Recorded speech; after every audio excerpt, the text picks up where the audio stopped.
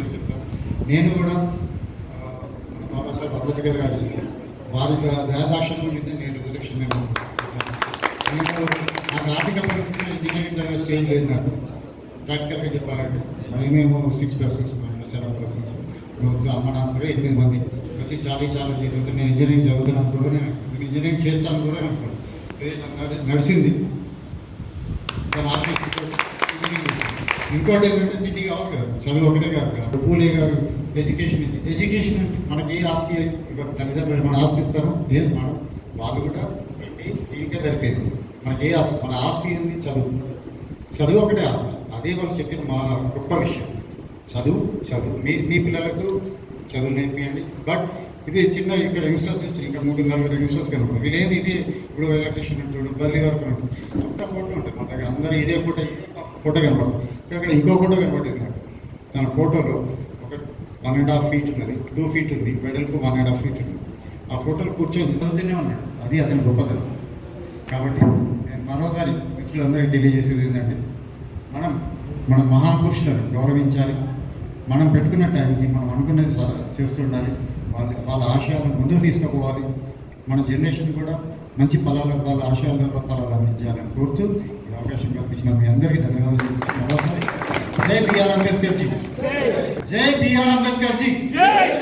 గౌరవ అతిథులు అందరికీ కూడా మరొకసారి స్వాగతం పలుకుతూ అంబేద్కర్ జయంతి ఉత్సవాలకు ఇక్కడికి విచ్చేసినటువంటి ప్రతి ఒక్కరికి కూడా శుభాకాంక్షలు, అలాగే స్వాగతం. మన గౌరవ అతిథులు అలాగే మన ముఖ్య అతిథి చెప్పినట్టుగా డాక్టర్ బిఆర్ అంబేద్కర్ గారు ఎంత గొప్ప వ్యక్తి. వారు సంఘంలో అసమానతపై, ముఖ్యంగా కుల వివక్షపై, అలాగే ఎడ్యుకేషన్ ప్రాముఖ్యతపై వారు ఎంతో ఫైట్ చేయడం జరిగింది. అదేవిధంగా మన దేశం ఒక ఉన్నతమైన ఆదర్శవంతమైన దేశంగా నిలబడడానికి అవసరమైన అన్ని చట్టాలను, అధికారాలను, అలాగే నిబంధనలు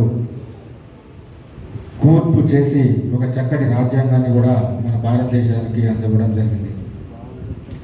అయినప్పటికీ అనుకున్నంత అప్పటికి ఏదైతే ఎస్సీ, ఎస్టీ, బీసీలకు ముందుగానే వారు గమనించి వారికి తప్పకుండా రిజర్వేషన్ కల్పించి వారిని భవిష్యత్తులో సంఘంలో సమానత్వంగా ఉండేటట్టుగా, వారు కూడా ఎదిగేటట్టుగా ఉండాలని వారు ఎంతో ఆశించి చేసినప్పటికీ ఇంకా కూడా వారు అనుకున్న ఏదైతే ఆశయాలు బిఆర్ అంబేద్కర్ గురించి మనం గొప్పగా దేశవ్యాప్తంగా కూడా ఆయన స్మరిస్తూ ఈ జయంతి సందర్భంగా ఉత్సవాలు జరుపుకుంటా ఉన్నాం.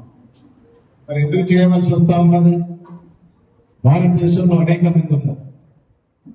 అంటే విద్యావేత్త, రాజకీయవేత్త, సంఘ సంస్కరణలో తలవంతు పాత్ర ఆనాడు అంటే భారతదేశానికి స్వతంత్ర రాజ్యం ఆనాడు కూడా ఉజ్వల భవిష్యత్తు కోసం, సంఘం కోసం కష్టపడినటువంటి వ్యక్తి.